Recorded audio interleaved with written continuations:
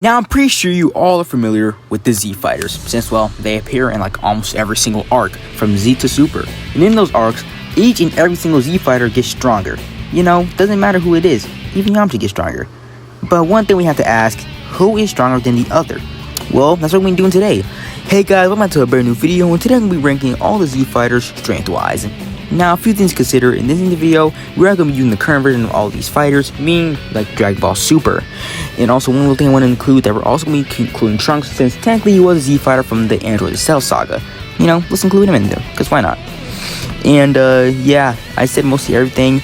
But also, one important thing I want to mention is that this video could get outdated rather quick, because a new chapter of Dragon Ball Super could drop like tomorrow or next week.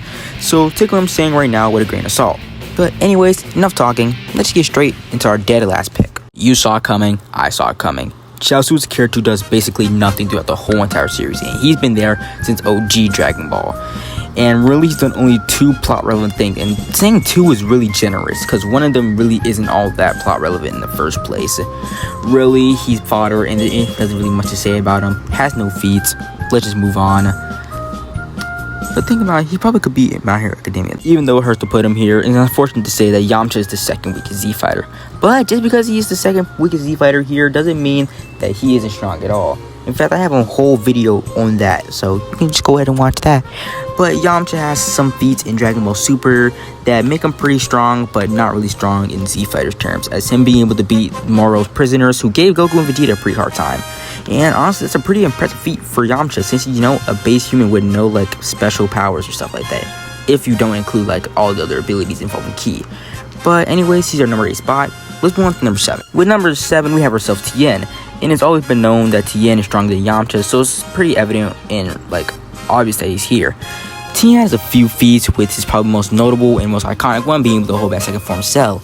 But honestly, I don't really know if I classify this as a huge feat, since yes, he was holding him back, but wasn't really doing any damage.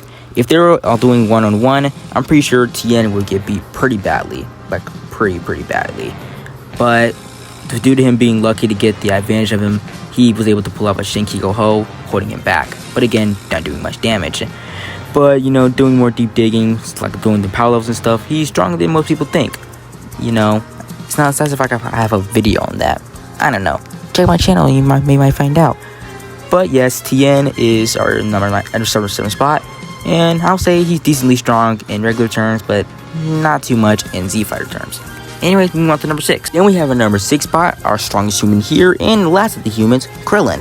Krillin has some pretty impressive feats, also the most impressive of the ones we have done so far. Krillin has done things such as cut second form Frieza's tail, get a good shot on Cell Max in the movie, and also digging through power levels, he could beat Goku and Vegeta from the Saiyan saga, which is not really impressive by the time of, like, you know, the Frieza saga. But for a human like Krillin, and that he can pull that off, is pretty impressive, if I'm being honest. And, you know, it's a pretty good feat for him. So, now that we're done with the humans, we can also start moving into the Saiyans, with our number 5 spot being Trunks. And now that we're in the Saiyans, we can start getting some really impressive feats. And I want to mention one feat in the Dragon Ball Super manga. So in the manga, we get a statement from Vegeta that says that Trunks in his Super Saiyan 2 form is equal up to Super Saiyan 3 Goku. But I think the anime had a bit of different statement, but you know, we're going to take both of these and see what we can do with them.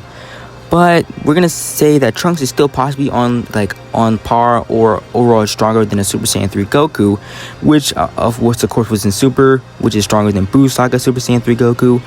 So I'm pretty sure that like Super Saiyan 2 Trunks at this moment could probably beat Kid Buu, or any form of Buu that is, since A, he's in Super, and 2, he's equal to Super Saiyan 3 Goku. But I don't know that for sure 100%. Correct me if I'm wrong, I just think that's my opinion. We also have a pretty impressive feat with him being able to slice corrupt Zamasu with the help of the Spirit Sword. I think it's pretty fair to say that Trunks has some decent power, and is probably most likely on par with Goku and Vegeta, well, during this arc at least, which is the Goku Black arc. But anyways, we're moving to our number 4 spot, which is Piccolo, who has gotten pretty strong throughout the whole entire series, and him being up to the point where he can rival Goku and Vegeta is also pretty impressive. Now, with the superhero movie taken into account, I could probably put him up at like maybe Super Saiyan Blue Goku level, or possibly even higher. But since that's probably the most popular pick, I'm gonna go with that one. And I'm gonna put like a quick little comparison scale, whatever, on the screen right now, which may be a bit difficult to understand, but I don't really understand much either. But again, I could be wrong. Take it with a grain of salt and probably correct me in the comments. But Piccolo is a pretty strong character, and I think he deserves the number 4 spot.